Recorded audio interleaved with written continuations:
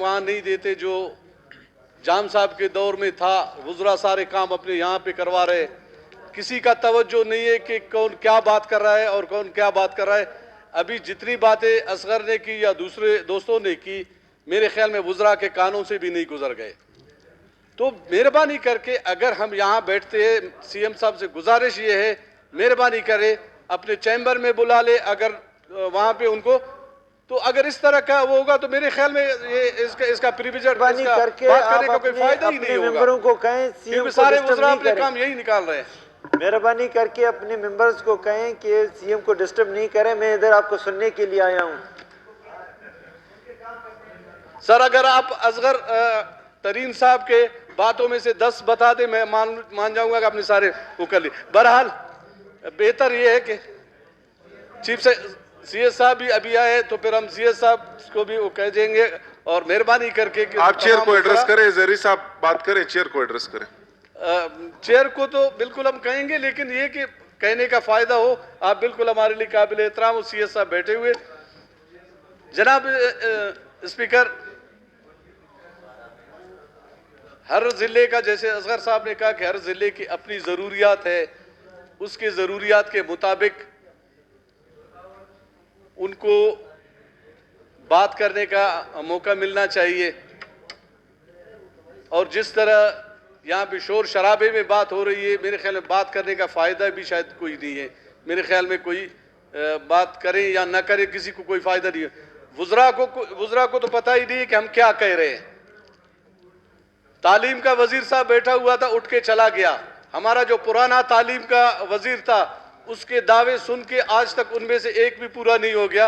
हम एजुकेशन पे क्या बात करें। बिल्कुल एजुकेशन पे आज खुजदार में सीएस साहब बैठा हुआ है, मैं उसको आपके तवज्जुह से वहाँ सीएस साहब को कहूँगा कि खुजदार में मेरे ख्याल में कोई 160 या 66 स्कूलें वो बंद पड़ी हुई है। ये 166 के करीब स्कूलें जो बंद पड़ी हुई है, ये हमारा 3 साल की 3.5 साल की कारकर्दगी है इस गवर्नमेंट का, जिसके लिए हमारे साबिका वजीर आला ने और साबिका कैबिने ने और साबिका हमारे जो वजीर तालीम था, जो आज मौजूद नहीं है, अगर होता तो मैं उनको भी याद दिला देता। ये पुराना हमारा कारकर्दगी है। उसके बाद मैं मुख्तसरन बात करूँगा कि किताबों का सबने जिक्र कर दिया। वो पूरे बलूचिस्तान में स्कूलें शुरू हो गई, किताबों का कोई हाल हवाल नहीं है कि कौन पढ़ाए।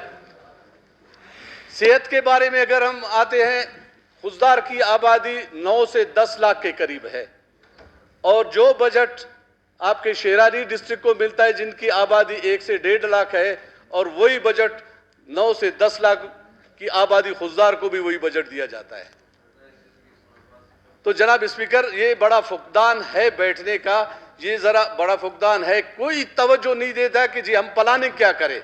आज तो हम इसलिए यहाँ पे आए हैं और बैठे हैं, सेक्रेटरी साहबान बैठे हुए, मिनिस्टर साहबान बैठे हुए कि जी हम इनमें से कुछ नोट कर दे जो अच्छी बातें हैं और उसको हम बजट का हिस्सा बना दे। तो सेहत के बारे में मैं शाह साहब भी बैठे हुए हैं और जनाब स्पीकर आपके तवज्जुह से मैं ये कहूँगा कि खुदारा खुजदार पे तवज्जो दे दे। क्वेटा के बाद जो सबसे बड़ा हॉस्पिटल है वो खुजदार का है, जहां डेली के हिसाब से 5 से 8 ऑपरेशन डेली हो रहे हैं और वो खर्चा कौन दे रहा है? लोग अपने जेब से उसको पूरा कर रहे हैं। वहां अगर जाए कोई पट्टी के लिए या किसी एनेस्थीसिया के लिए भी कोई चीज नहीं होता है, लोग अपने जेब से इसको पूरा करते। जहां 5 से 8 ऑपरेशन होते हैं, मेरी गुजारिश ये है कि मिनिस्टर साहब इस पे तवज्जो दे दे, वहां पूछ ले कि वहां पे डेली के हिसाब से ऑपरेशन हो रहे जी। अगर नहीं है, मैं पूरा रिकॉर्ड खुजदार का वो लेके आ जाऊंगा। इस साल जितने भी ऑपरेशन हुए हैं, मैं सीएम साहब को उसकी एक कॉपी दे दूंगा, मैं सीएस साहब को एक कॉपी दे दूंगा, मैं मिनिस्टर हेल्थ को एक कॉपी दे दूंगा उनकी, कि इस साल खुजदार में जितने ऑपरेशन हुए हैं और वहां से गवर्नमेंट की तरफ से क्या मिला है और ऑपरेशंस कितने हो गए। तो इन चीजों को देखना चाहिए। तालीम का मैंने बताया 166 के करीब, 160 166 के करीब जो है स्कूलें बंद है। दूसरी बात यह है कि झालावाड़ मेडिकल कॉलेज, जनाब स्पीकर तवज्जो चाहिए, झालावाड़ मेडिकल कॉलेज के नाम से जो हमारा मेडिकल कॉलेज चल रहा है, उसके लिए 500 एकड़ जमीन बलूचिस्तान गवर्नमेंट ने मुख्तस कर लिए। वहां पे बाउंड्री वाल का काम शुरू हो गया और अब भी अगर आप चेक कर ले, कोई देखने वाला नहीं है।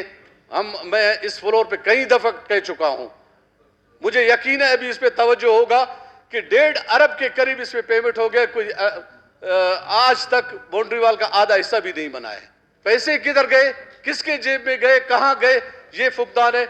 और जो पीडी बिठाया गया है वहां पे, कोई 3 साल तक तो वहां पे कोई पीडी नहीं था कि भाई इस प्रोजेक्ट के लिए अभी भी 1.5 अरब रुपए इस प्रोजेक्ट के लिए पड़े हुए पीएसडीपी में।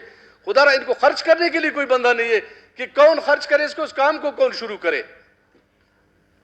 इतना मतलब है कि फुकदान है हमारे दरमियान कि हम ऐसी चीजों पे तवज्जो ही नहीं देते। पैसे पड़े हुए हैं। पीडी एक 17 ग्रेड के एक बंदे को रखा गया है कि जो पीडी है वो अपने मर्जी 17 ग्रेड का बंदा इतने बड़े प्रोजेक्ट को कैसे चलाएगा।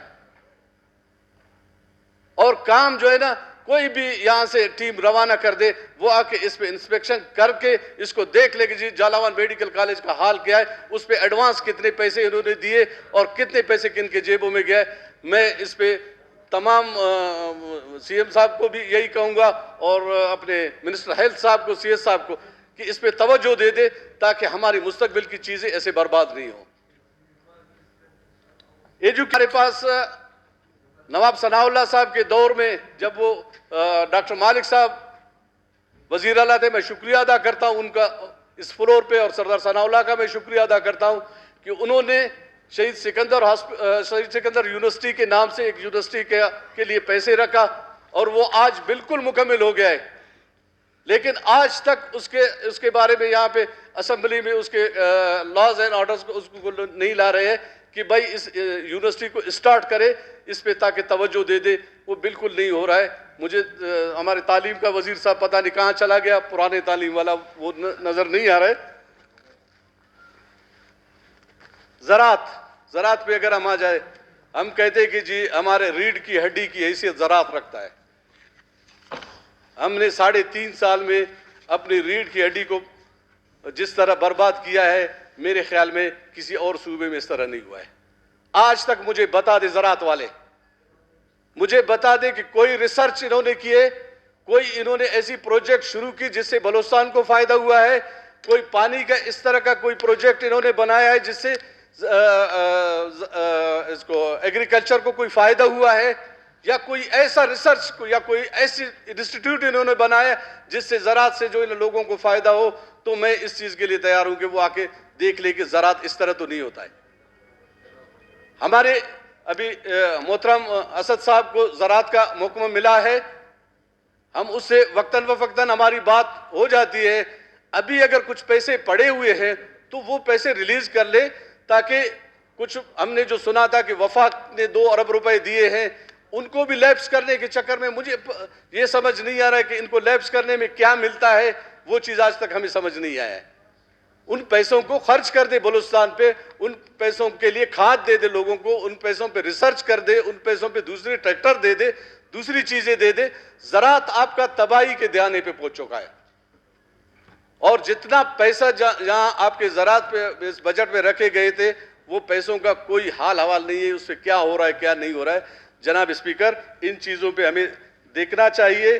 का इसका हिस्सा नहीं है, लेकिन मैं मौके से फायदा उठाऊंगा। आपने खुद कहा था कि सीएम साहब से मिलके इसके बारे में बात कर ले, लेकिन सीएम साहब के पास टाइम नहीं था उस टाइम, वो नहीं मिला। अब भी मेरे ख्याल में शायद टाइम हो या नहीं हो। सीएस साहब बैठा हुआ है। खुजदार में बोलान माइनिंग नाम की एक कंपनी जो पीपीएल के नाम से, पीपीएल और बलूचिस्तान गवर्नमेंट के इश्तराक से इन पे काम हो रहा है, और उस पे अब यहां से एक लेटर आया। मिठा खान साहब बैठा हुआ है, मिठा खान साहब के डिपार्टमेंट से। जनाब मिठा खान साहब, आप सुन ले, ये डिपार्टमेंट आपके साथ है। खुजदार के म्यूनिसिपल कारपोरेशन के हदूद में फिरोजाबाद हमारा एक इलाका है, वहां पे 50,000 एकड़ 50,000 एकड़ इसको अलाट कर रहे हैं, वो भी कारपोरेशन के अंदर। तो जनाब स्पीकर, तो क्या करें हम? कारपोरेशन के अंदर अगर 50,000 एकड़ इनको दे रहे, न किसी से पूछना है, न कोई सर्वे है, न कुछ भी नहीं है। आपको पहले भी मैंने इस पे कहा है, इस पे तवज्जो दे दे। 50,000 एकड़ एक, जनाब स्पीकर साहब, सीएस साहब नोट कर ले, और 1900 एकड़ और है।